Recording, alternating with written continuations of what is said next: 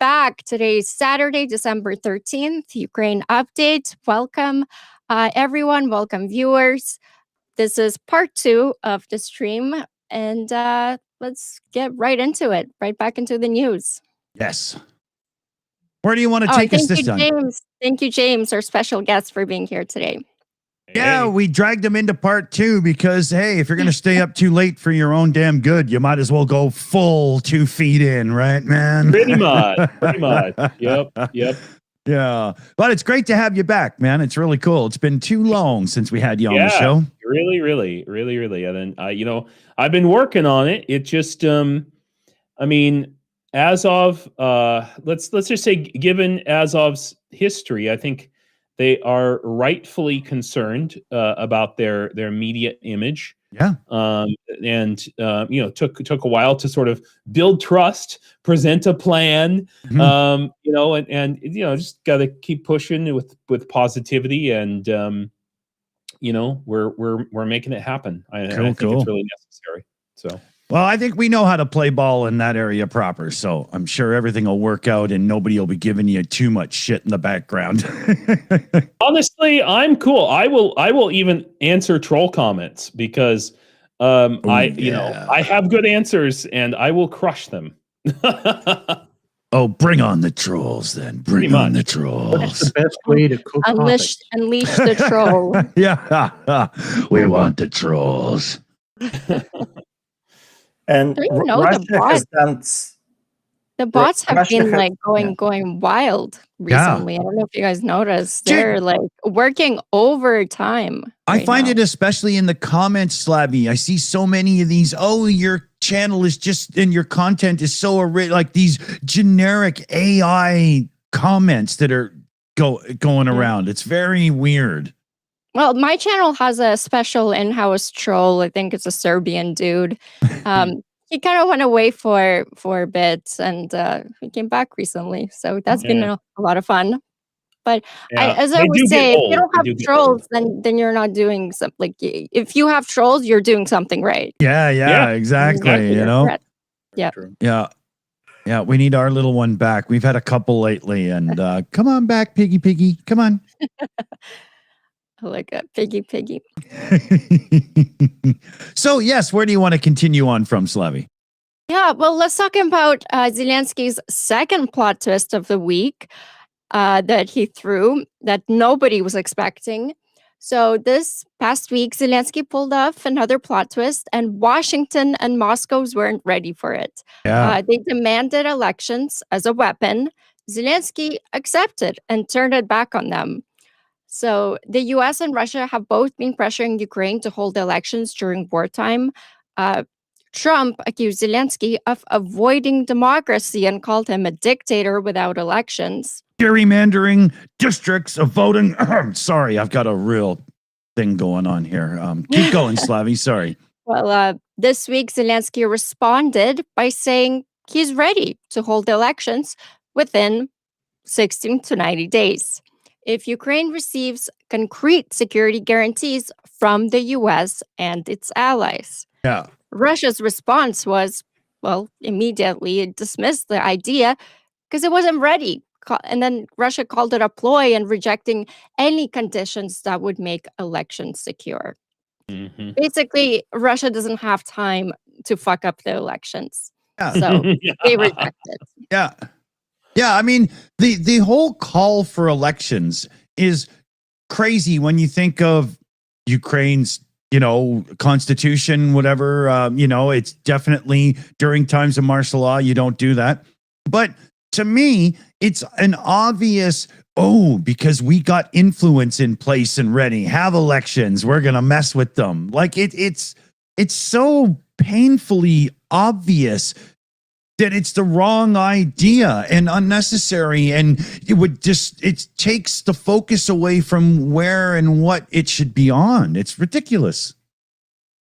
Well, Ukrainians themselves will tell you, we should not try to have elections during a war, because if you got people lined up, around the block to try and vote, guess what the Russians are going to bomb? Yeah.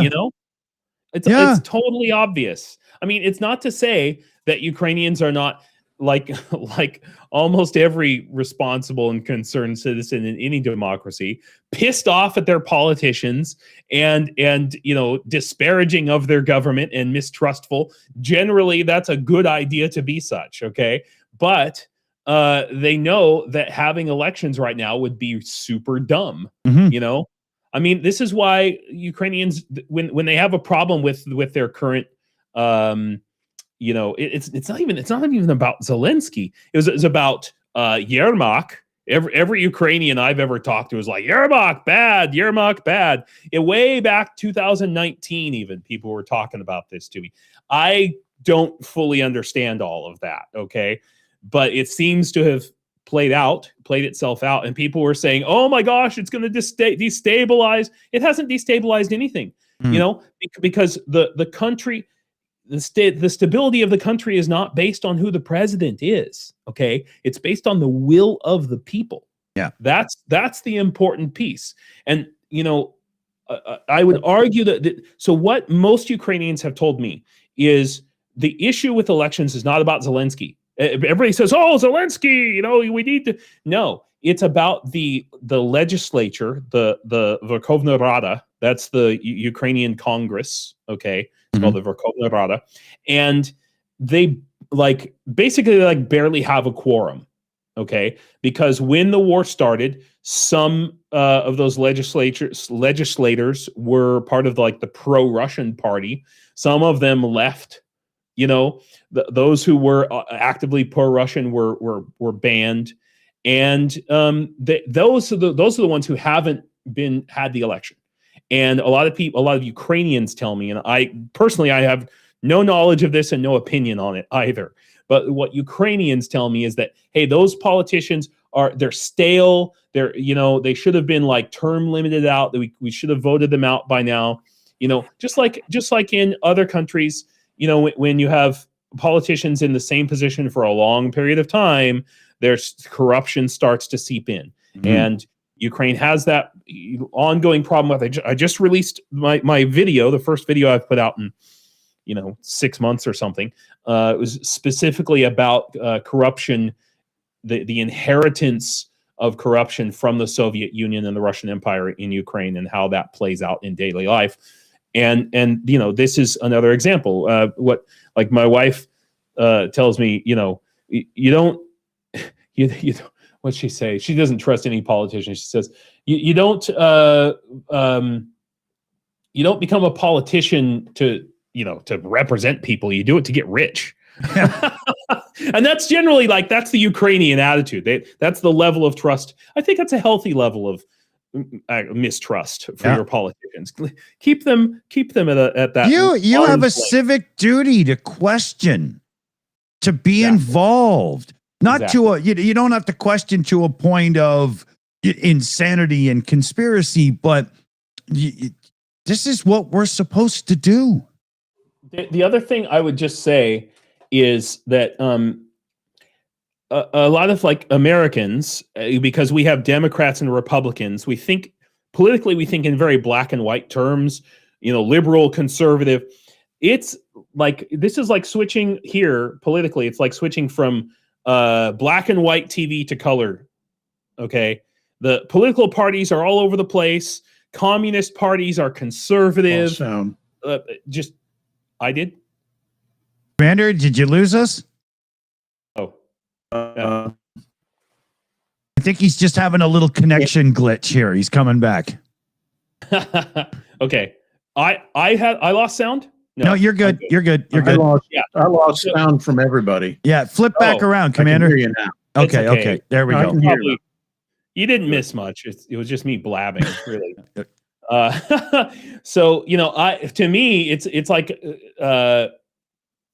politics here. This is one big reason why I can't really comment myself with opinions about politics here, because it's like a whirlwind of just. As an American, it's totally confusing to me. Maybe someday I'll understand it, but I don't. So I profess ignorance, other than what Ukrainians tell me. So it's all these things, these big changes are really a sign of a healthy electorate Yeah. more than anything else. Can I just throw something in while we're on this? I wouldn't hesitate to guess that if Ukraine just said, "Oh yeah, okay, fine, fuck you," and just threw elections together and had them, Zelensky would just win, and we would just continue on. I don't think that your average Canadian or Ukrainian, sorry, is going to rock the boat in this moment in time. That's Pretty much. ridiculous. But the flip side of that is that if he tried to give away any territory, he would literally be out on his ear in about 10 minutes. Oh yeah. You know, Real like- quick. Yeah. It would be like that would be a very fast election. yeah, it'd be like a rock concert, and he'd be body surfed right down Pretty the road, much. man. Yeah. Pretty much. Yep. So Trump said something stupid. That's every minute. But he said 82% of Ukrainians want to stop fighting, and they want like a peace deal. And it's actually the opposite. 82% of Ukrainians want to keep fighting. So But I mean, every Ukrainian I talk to wants peace, but not at the loss of territory, not without resolution of the war crimes. You know, when people have said, "Oh, we're going to make peace in Ukraine," they all assumed that all those other pieces went along with that, because no justice, no peace. Right. yeah. And I I think when I that's say one of the peace deal, it's just such a overused like phrase now that peace deal actually sounds like negative to me. When I say just and lasting peace, that's the real peace right there. But Yeah. a peace deal, just making a deal, it's just the All American. this is the hyped up news cycles in not only America but also in European countries. Mm. Okay, I hear this from my American friends and family who are really not quite paying attention to what's going on. They know I'm here, but that's about it. And Europeans as well, who even my fellow European soldiers, who they're too busy fighting on the front lines to really pay attention to the news and what's happening.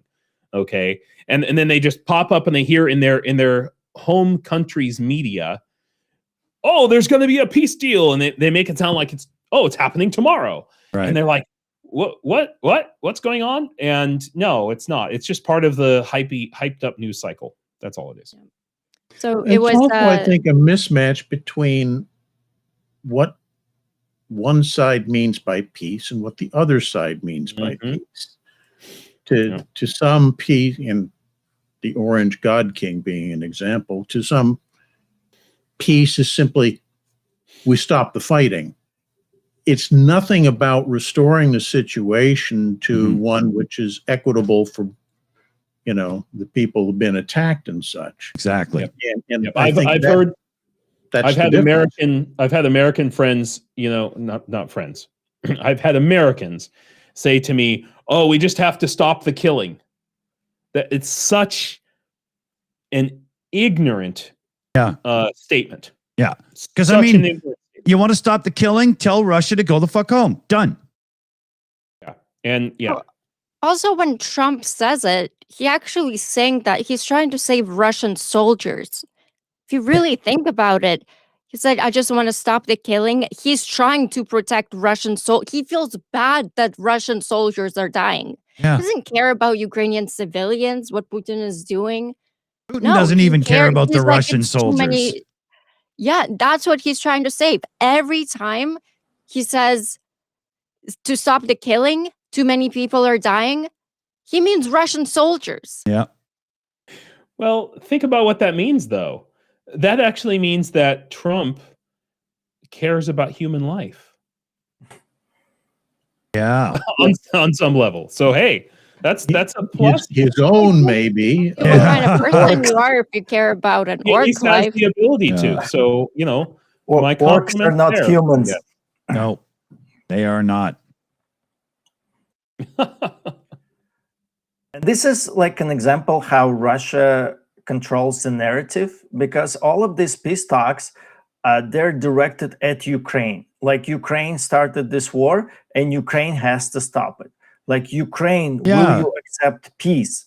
And every time when Ukraine says no, it's not because they don't want peace, but you're offering occupation of Ukrainian territories, which is gonna have Russian control over there. Yeah. That means torture. That means mass graves again. Yeah. Everything we've seen in all these occupied territories before, Yeah. it's just a continuation They of want- war. But They want the FSB church in there and the whole 9 yards. Like, it's just a load of absolute Look at rubbish. the number of peace conferences that have been put together where the US goes, Russia goes, maybe the UK goes.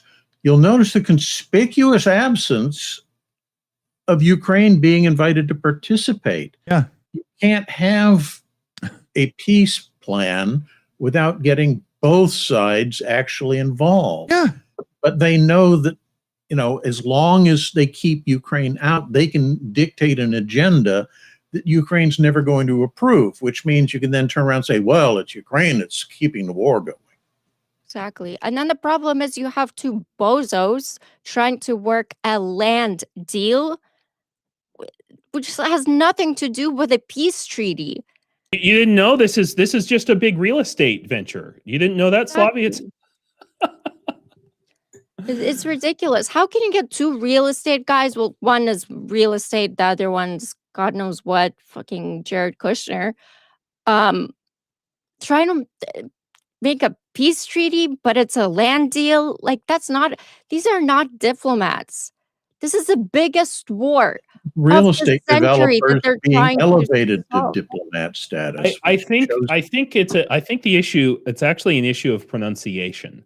I think they're mispronouncing what they don't want a peace treaty, they want a peace deals treaty. You know what? When I say peace deal now, there you go, peace deal. that sounds very You know what it sounds like. PBX treaty. No, peace deals. That's Yeah. it's a Ukrainian word that I hear a lot. Oh, really? I bet. Maybe I misheard it. What I heard was PBX, which is a kind of explosive. Oh yeah, well that's the kind of treaty that we're gonna have, and Johnny, you actually made a really good point. Unfortunately, the end result of this is that Ukraine does have to end it. In fact, and Yeah. we are ending it the hard way for Russia. They're going to have no oil infrastructure. They're going to have no shadow fleet, and they're going to have no men left in their country, who have all their limbs at least. So, good luck with that. Yeah. Well, speaking of this peace deal, can't say it straight now. Ukraine submits a revised 20-point counter proposal to the U.S. peace plan, demanding security guarantees and a referendum. With elections and frontline wins strengthening his hand, Zelensky handed the U.S. a revised 20-point peace framework proposing a demilitarized free economic zone in Donbass as a compromise on territorial control, while insisting on robust security guarantees and a public referendum before any concessions. The counterproposal delivered on December 11th includes 3 parts: ending the war, with both sides withdrawing from a Donbass buffer zone; post-war European security architecture with reliable guarantees for Ukraine; and reconstruction funded partly by Russian reparations. Zelensky confirmed U.S. pushes for Ukraine to cede controlled parts of Donetsk, but emphasized no deal without guarantees against reinvasion. He floated a referendum on territorial provisions to give Ukrainians a voice, rejecting unilateral cessions. Russia rejected, of course, key elements, including territorial freezes along current lines, oversight of Zaporozhye nuclear power plant, which is a big story we'll get into as well, and any Western security guarantees, with Lavrov demanding full Ukrainian withdrawal from Donetsk, Luhansk, Zaporozhye, and Kherson Oblast.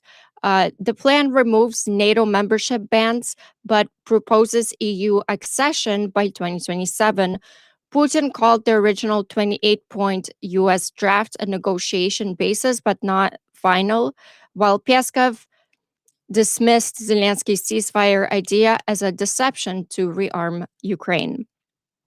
Talks remain stalled, with Trump reportedly setting a Christmas deadline for agreement, frustrating Zelensky, who seeks clarity on sensitive issues like Donbas control amid reports of U.S. frustration with both sides.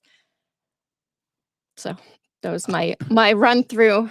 There's catch up of what's something been really happening. interesting buried in that, which is that a ceasefire will be used by Ukraine to strengthen their position, which is one of the reasons they're rejecting it. Right. Now, arguably, pre-war, Russia had the bigger population base, bigger military economy, et cetera, et cetera. And the fact that they're now expressing concern that a ceasefire would be used by Ukraine to strengthen their position doesn't say, but is in fact an admission that Russia can't use that same ceasefire period to rebuild its forces to a similar level. Right. Exactly. Yeah, I mean, look, all of this peace. I mean, they've been wrangling around with this peace thing. Oh, yeah. peace treaty. This for years, and it is just a show. It's just all that Russia is using it for is to try and gain some sort of advantage on the battlefield to somehow delay support coming to Ukraine in any fashion that they can. But whatever they can do, it's just another form of warfare. That's all it is. Well, which is as good a time as any to mention the whole recently released national security strategy here, which very curiously makes almost no mention of Russia. The only thing it's mentioned is with regards to, them being in a conflict with Ukraine, and then blames that conflict continuing on Europe, on the European liberal elites who control the centrist governments in Europe. Mm-hmm. So our security strategy is basically saying our NATO allies are our biggest enemy. Yeah. Right? It's taking 70 plus years of U.S. post-World War II strategic strategy, dumping it into trash bin and taking one of the Orange God King's gilded turds and putting it on a pedestal and saying, "Oh, look, this is the greatest thing ever." Yeah. Oh, man, Commander McMillan, the one thing that I really miss here in Ukraine, probably more than anything else in my 6 years living here, is Mexican food. And you are making me want tacos. I think that's not a very smart question.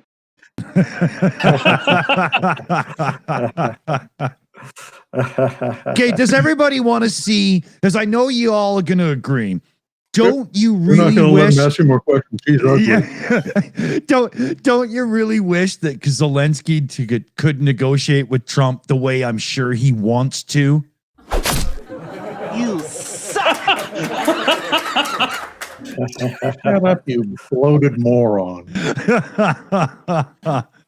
Oh God, I'd love to see that in real life. I keep going back. I keep going back to the fact that we've got to stop blaming Trump. Trump is a symptom. Yeah. He's not the real problem. And that's what we in this country need to address is the real problem. Yeah. Is our emerging oligarchic class that wants to have us mirror what's going on in Russia. Yeah. Really. It's the systems. It's these competing systems. We have the system of democracy and free enterprise and some sort of social equality versus what's really a backward system of 18th, 19th century oligarchy and feudalism, essentially. That's Techno-feudalism. That's the new wave, man. That's what's trying to raise its head, and they're trying to divide us into East Asia, Eurasia, and what's the ones that are always at war with each other? Oh yeah, Oceania.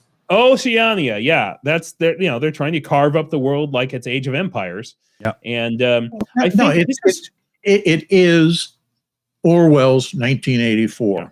That's what that strategy is trying to entrench, is a three-sided view of the world, and everybody has a share of influence. I just really think wars to keep everybody in power. This is why I just really think that video games are such a benefit to humanity. Because if Putin had just been able to play like Age of Empires or Total War, or hell, even Civilization, he could have gotten this all out of his system. You can take over the world 1,000 times if you want. Just, it's much easier. True. So true. If and at much less cost. Yeah. Practically free. If you're not a member of our Discord, join it. Be a member of it, because in our general chat, I just posted this one. You suck. So y'all can download it and have fun online with it too. Yeah. So I don't know if viewers have any more questions. But I noticed there was one viewer, I can't remember which one, had a question about development time from like that's going on here in Ukraine, from like conception to implementation. Like how long does it take here to somebody comes up with a crazy idea and we do it? Yeah. I mean, in the lab. Sometimes it can be a couple of days, honestly, if we need a solution to this now.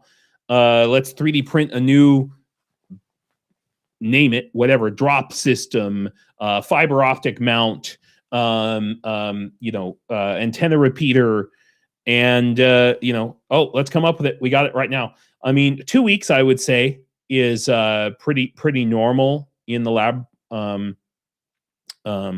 Sometimes like this past week, I assigned my guys a task to come up with a solution for something, and they had it. They from knowing almost nothing about the subject to like learning everything they need to know to print out a prototype and order the materials. And it's been 4 days, and we'll probably have a prototype ready before I send them to training next week. So, but I mean, there are other things that are like 6 months, oh my God, it's taking forever. It varies, obviously, but 6 months is a long time in this war, though. 6 months is very long. James, something comes to mind. I did see this bit of news. Now, it wasn't from a Ukrainian publishing company, but it said that Ukraine would be the first to get Starlink on everybody's phone. Really? Yeah, the first country. And I was like, that's now where I got the news from. It wasn't like anywhere where I usually go for news on Ukraine. So I was like, I mean, I know that Starlink has been talking about rolling that out. So hey, I mean, I don't sniff a gift fish, you know what I'm saying? But maybe this is maybe this is Elon's way of apologizing, or since he's trying to kick the K, special K, maybe he's maybe he's come to his senses. Hey, I don't think he came around. I think he still hates Ukraine. I think maybe it's possibly to control people even more. Ukrainians to get Starlink on their phone. Yeah, but here's the thing: Ukraine has such an excellent internet infrastructure compared to any other country I've ever been to, Western country. I mean, putting Starlink on your phone, it's like spitting on a fish. Okay, the fish doesn't care, and it makes no difference anyway. So I mean, I have unlimited internet on my phone even in power outages, and I've got like 40 megabits speed, unlimited. I could stream this whole thing from my phone. Easy. Okay. And you know how much I pay for that? 470 grivnas a month, which is like $10. What? $10 a Wow. month. Yeah. I have at my home in the middle of Ukraine, which is in this like small town. I have gigabit internet coming into fiber coming into my home. It still works when the power goes out. A lot of times they have the fiber, because you don't need electricity. It's not like you can run it for, it's light, right? So it can run for kilometers. Yeah. As long as you have electricity at one end and you have like a power backup battery at the other side for the modem, you can run it, right? And that you know how much I pay for that? 60 grivnas a month. Wow. That's literally like $1.50, less than $1.50. You can't get coffee for that. This is what I'm talking about. And also in my small little town, I have on my street, my Slavi, you probably know this phrase, my home is the edge of the village. My home is the edge of the village, okay? and there are 5 fiber optic internet service providers on my street available at any time. Yeah. And I can have dual SIMs. I could get, one provider goes out because there's a power outage, I can switch over to the other. If really. By the way, if I do get bombed, if I do suddenly lose power, my battery backup system is currently at my other laboratory. So it is possible here that I might, don't worry, I haven't died if my screen goes black. It does happen here, but anyway. Yeah. Well, Obviously, there's something seriously wrong with this because some billionaire is not making another $1 billion. Yeah. Good one. Well, here's the thing. Ukraine has real competition. It has a real competitive economy in at least in this regard. And unlike in the United States, where we have basically 3 internet service providers, okay, for the whole country, and they have an effective monopoly, and they can charge whatever they want and get whatever service they want to provide, which is mostly crap. So just to be clear, that's 3 internet providers for major urban areas. If you live in a rural area like me, you get 1. Yeah. With the nearest technician, if there's a problem for our area, living in freaking Oregon. So it's a 4-hour drive. So they wait until everything's gone to hell. Right. Then they'll pay for him to come up and do the work. Wow. Yeah, and in the middle of this war, I've never had to wait more than a couple of days to have my internet worked on, honestly, in my little hometown. And here it's like it's instantly. Last week there was some problem with my modem. I don't call them because my Ukrainian is not good enough, and usually they don't have. So I just drove down to the local internet service provider office here in this town, very close to the front lines, and just said, "Hey, my modem's not working." Brought it literally handed it physically to the engineer. He took it back, redid the firmware or something, and gave it right back to me, and it worked just fine. Nice. Yeah. I live in a town of 30,000, and there's not even an office for the internet service providers for any of them in our town. They just don't even exist. Yeah, there's 3 here in this town that's basically under siege all the time. Yeah. So, and they're still like, yeah. And has a population of what? Well, my town, Yeah. I have no idea. A couple thousand or so. Yeah, maybe something. Yeah, something like that. Crazy. Yeah. So much I live better. in an area where I've got roughly 30, 40,000 people in the local area. And that's the kind of internet we're getting as compared to what he's getting for maybe 5,000 people. In his town. It's insanity, man. We get so America screwed. is late stage capitalism. It's all about the oligarchs making shit tons of money and the rest of us going to hell in a handbasket. Up here in my little mountain town, it cost me $140 Canadian to get a fiber optic connection that's good and strong for streaming and whatnot. It's just it's like every time I pay the bill, I feel like I just got out of the proctologist's office, you know?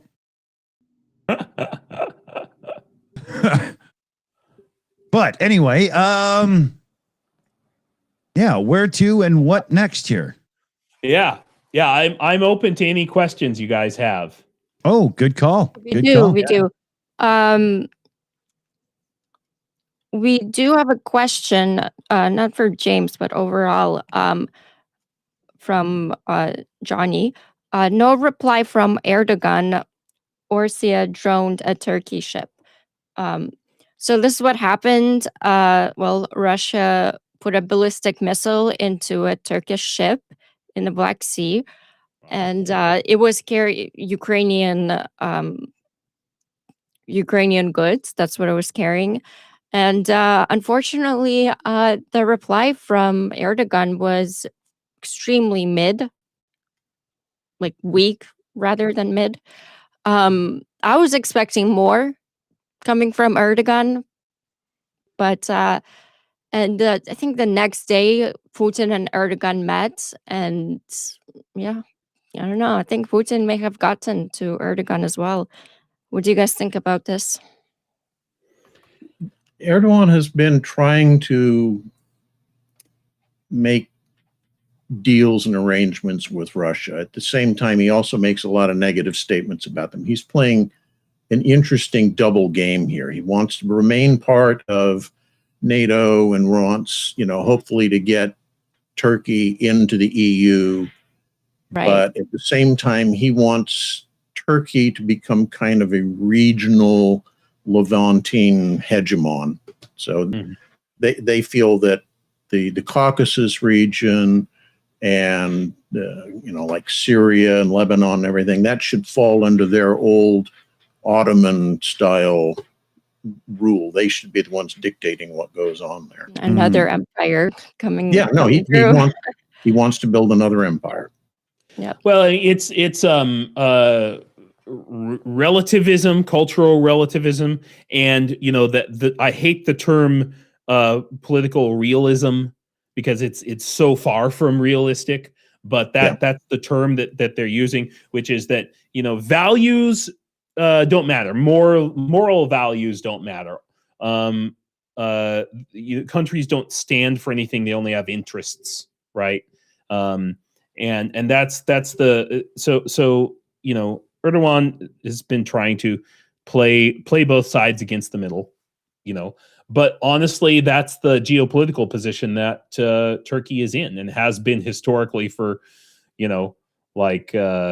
since the founding of the republic, probably before. yeah, since they took Byzantium, pretty much.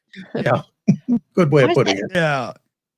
Turkey, they don't want Russia in the Black Sea, though. They can't stand Russia with their ships. So that's why they support Ukraine, and they want Ukraine to get Crimea back. So that's why I'm kind of okay with Turkey. But yeah, I'm pretty sure it's still. I don't know. Maybe we might still see some kind of retaliation, maybe even through Ukraine from Turkey.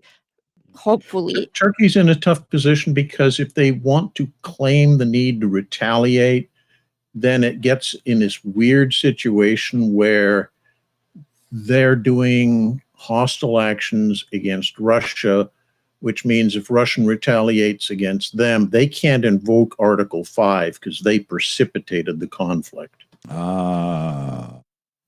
Okay, that's there. That does help tie up some of the weirdness of the situation then. yeah, Yeah, it does.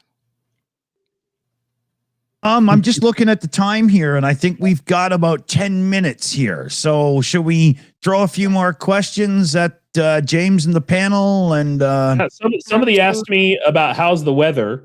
It's finally getting a bit nipply here.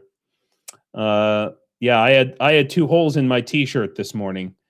You feeling that, were you? Yeah, and had to go for a long drive to get my MRI today on my foot, And like, well, see, unlike the orange shit gibbon, when you get an MRI, you know what part of the body they did it to you on. You see, some people can pull this off. Yeah, keep going.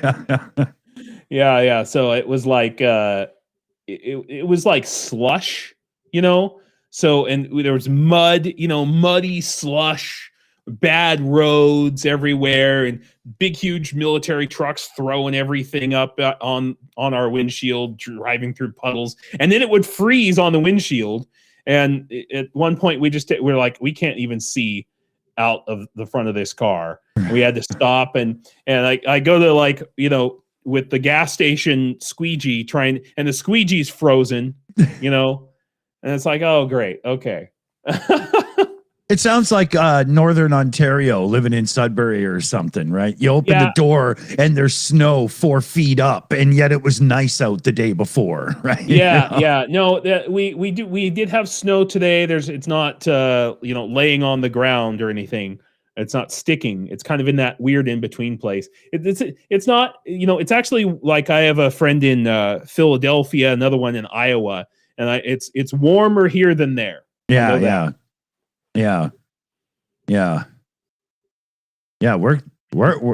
it's like December 13th, and I'm in Canada, and it's 12 degrees Celsius. I have a very unique little place where we live. Yeah, it's crazy.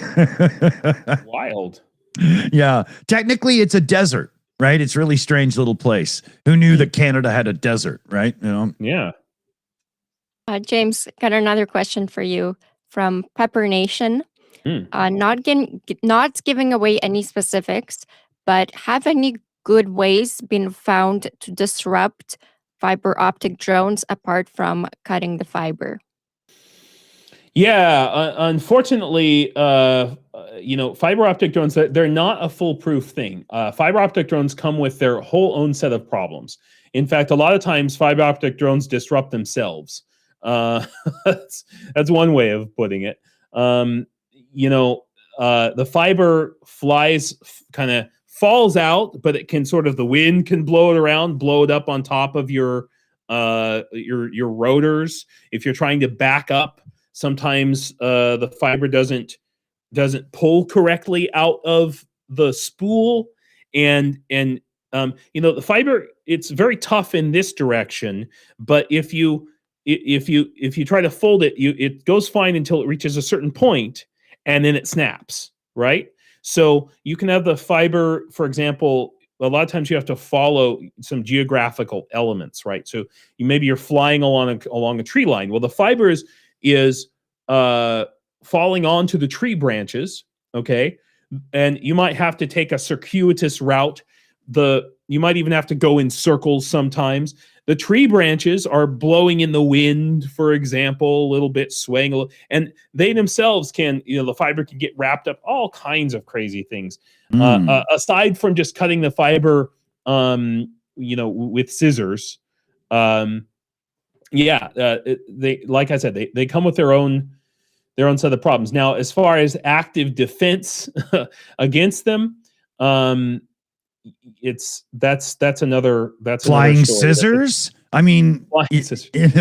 What you know those little handheld things for like trimming like a shrub or whatever, you can have one of those on a drone, just cutting through them, right? It's interesting you should say, because recently there was published a video of somebody somewhere in Ukraine, some troops somewhere in Ukraine developed basically concertina wire that's strung across how many, hundreds of meters, between two gizmos, let's say, that just move the concertina wire back and forth or spin it, and that's enough to potentially cut the fiber, because the fiber has to eventually fall to the ground, and then it can be pretty easily broken. But that's a static defense across a line, so you have to know where the fiber drone is going to come frequently, and then if the fiber flying the drone pilot knows that those are there, then they're going to avoid that area. So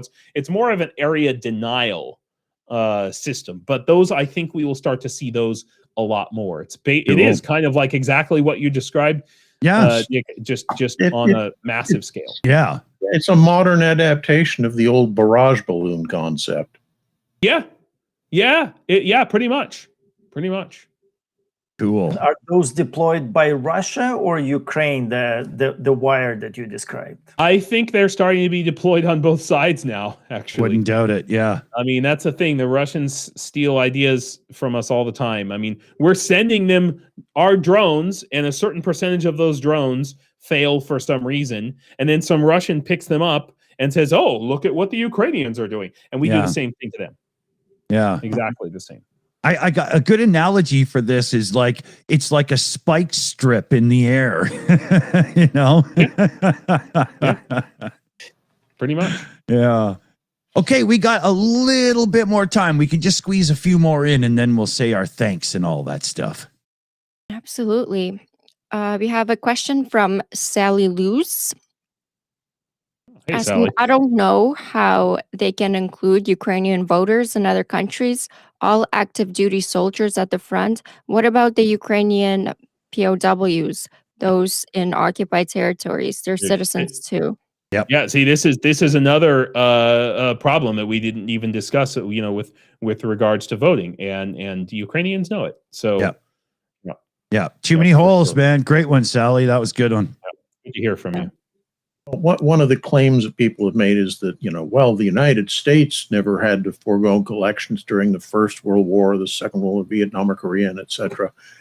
Yeah, but we have a whole hell of a lot more robust logistics organization that can support that kind of thing. And we did so at great cost. People don't realize that, but it costs a lot to make sure all those ballots got safely to the soldiers at front and then collect them and bring them home again and have them counted. It's you can't be forcing the American view onto other countries. It just doesn't translate well. Is that even true? I thought that Franklin Delano Roosevelt was like 4 terms in power and that's because of the World War II. Is that, did they actually hold elections at that time? Yes, they did hold the elections. And immediately after FDR passed, that's when they passed the amendment that said, nope, you can't have more than 2 terms as president. Yeah, exactly. Oh, wow. Well, remember, America wasn't being invaded at the time. Okay. Great Britain did not have elections because they were actively, very a war zone. Yeah. Pretty much. I just want to throw in here because we don't have much time. Somebody asked a really good question, Captain Obvious. Love that. Says, another question for James. Are Discovery's new developments shared between other brigades, or is there a platform for sharing? Wouldn't surprise me if they do new tech. Sadly, no. This is a huge problem, I would dare say. Although some Ukrainians feel that it's a benefit. Okay. So there's a huge, massive spirit of competition, not just between brigades, but between battalions within the brigades, even within my own, which can be incredibly frustrating, but it's also like competition. Who can do the best? Who can develop it the fastest? And it can be very frustrating. Nobody wants to share anything. Now that might not be true in every single brigade or battalion. Maybe there are some, maybe like the unmanned systems forces or something, but I haven't heard of it. Right. It would be really nice if there was a platform for sharing new tech besides Brave One. I mean, internally within all of the drone labs. I can help with that. I very much have a couple of ideas. It would be safe, secure, self-done, the whole 9 yards. And we'll have to chat. Yeah, for sure. The primary barrier, though, is the cultural traditions of Ukraine of just like competition, and you're not going to take my Lucky Charms. That's natural in a lot of areas of humanity. When you're striving and creating and bringing something new and stuff, man, it's your baby, right? Yep. Even within my own laboratory, sometimes I have to be like, okay, listen, guys, we're all working together here. Yeah. We have to share information. Yeah. So, yeah. Yeah, makes sense. We should give a quick little thanks to contributors and donators and everybody from today, because I think that's a very good thing to do. In our first part of the show, because it's a two-parter thing now, it's a YouTube thing. Just play along. We had Niles Knudsen giving out 10 Chills memberships. We had Johnny Ned Regard, Yvonne Way, Super Chat, Matt, Tom Gang, DK is a new subscriber. Welcome, welcome. We had Tyler Dowdy in with a donation as well. So big shout and thanks to everybody there. On the Shills team here, we got Mexi Girl on the account, Shayna Caldwell, Jose, Chris Lundy, Liam Wakefield, Janine the Mercenary moderator, and Super Chat Matt. We got to get our thanks in. Thanks, everybody. Slavi? Yeah, thanks so much to SSW Custom Sewing for sending a super chat saying Ukraine support. West Coast is the best coast. Yeah, Absolutely. baby. Yeah, thank you so much. And also a moderator of the channel. Awesome.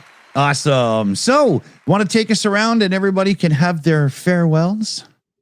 Absolutely. Johnny, let's start with you. Any final thoughts? The Economist reported that Russia lost 1% of its men. It looks like Russia is approaching its tipping point.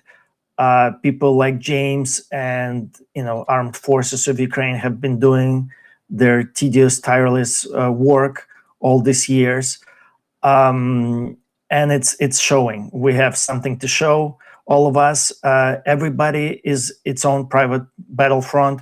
Donate to people like James or James personally. Support Ukraine, and Russia will be defeated. Huzzah. Yeah. Absolutely. Next up, Commander McMillan. Any final thoughts? Not really. The usual admonition that please continue to correspond with your elected officials. Make sure they know that Ukraine is important to you.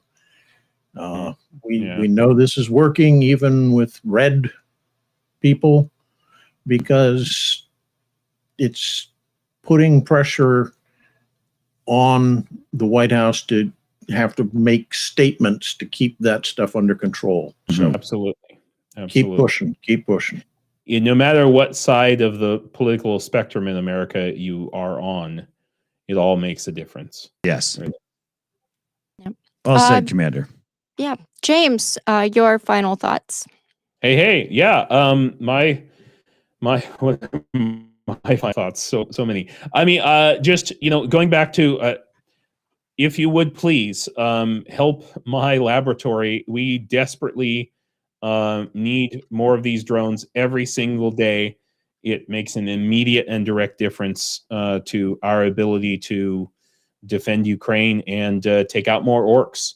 So, the point of today is really, I want everybody to support our Azov International Battalion fundraiser. And it's also really important. I just want to, and Slavi, maybe you can chime in on this, or we can talk about it another time. A lot of Ukrainians, I find, just do not understand or know or recognize that's how many individual Westerners, and especially Americans, support and are willing to support Ukraine with their actual dollars, okay, with their actual income. And that is a really hard thing, especially in this Christmas time and the spirit of Christmas, the spirit of giving. It's a really hard thing for a lot of Ukrainians to understand. Mm-hmm. And it's been a hard thing for me to get even my Azov to understand. They understand, I would say, and you can correct me if I'm wrong or clarify this, Slavi. You may have more insight into this than I do. They understand the idea of like states giving aid to Ukraine for various reasons, interests, or whatever. They can understand maybe kind of like NGOs, all right? But individuals sending money to Ukraine, they're not even aware. Yeah.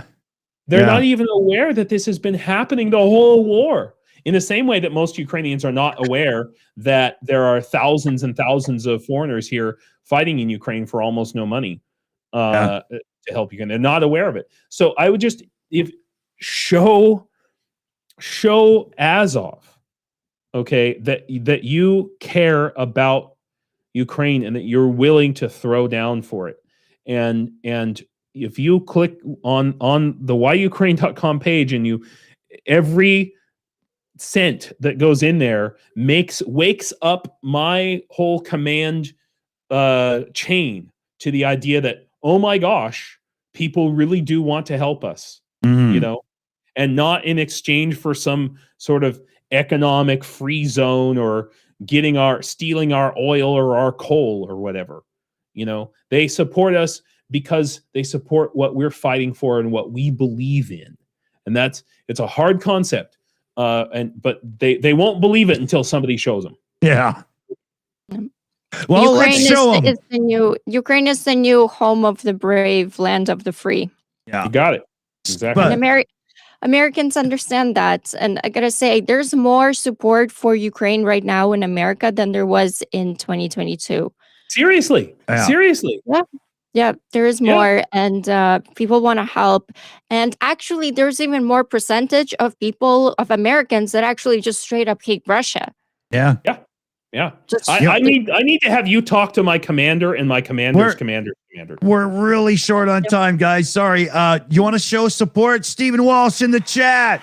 $65 direct donation in Slava Ukraine. That's how it's done, folks. And we're sending that right over after the show. So awesome. Thank you, Stephen Walsh. Big hitter as always, man. Love it. So yes, we did our thanks to our team and everything. And it's thanks to you guys for watching and joining us. And Slavy gets the last word as we get the heck out of here. All right. Well, a new episode of SlavaCast will drop next week, so look out for that. There will be a surprise guest, and I'll reveal the guest tomorrow for the members, so look out for that. But I just want to say that the news is getting darker and darker, not because Ukraine is losing, but because we're watching powerful people test a dangerous idea. The truth is negotiable, and that murder can be rewarded through appeasement. If the price is convenient, let me be very clear. Ukraine is not asking the world to feel sorry for it.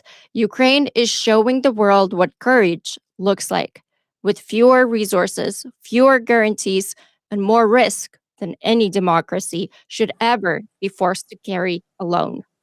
Amen. Russia is not unstoppable. Russia is not invincible. Russia is not winning. Russia is cracking economically, militarily, politically, and psychologically.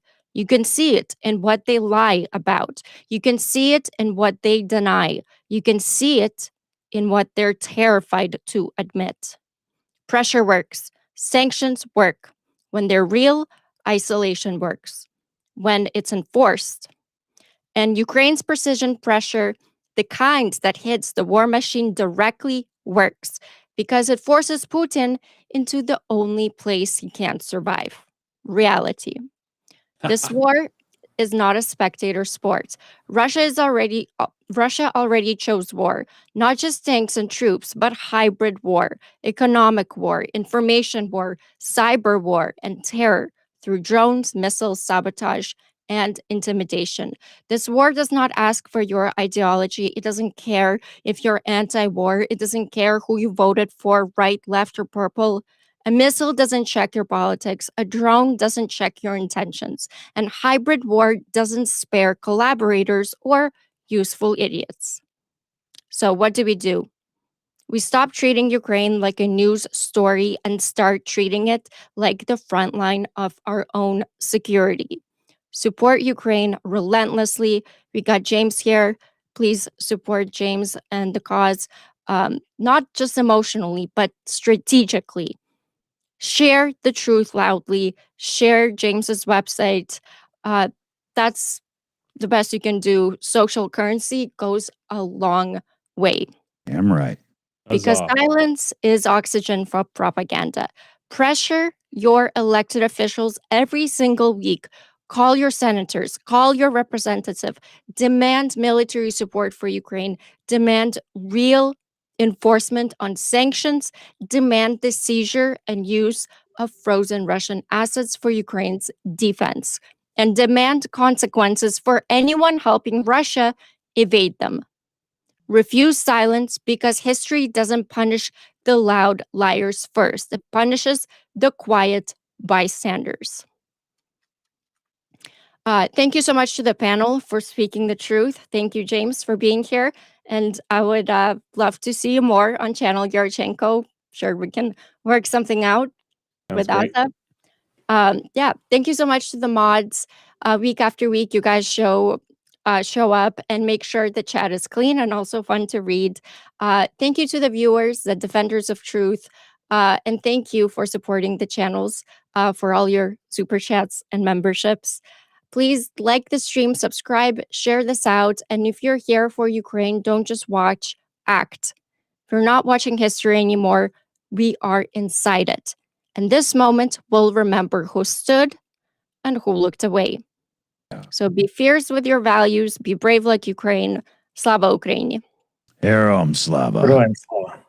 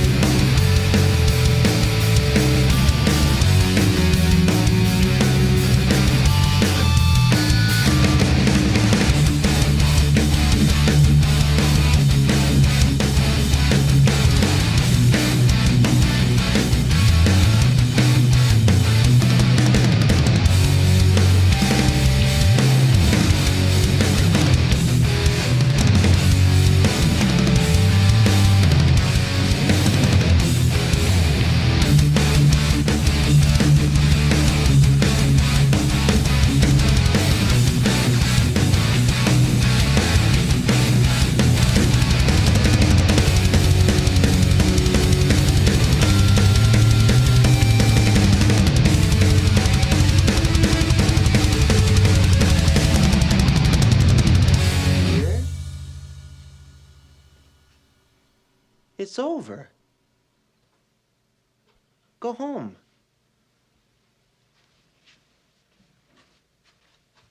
Go.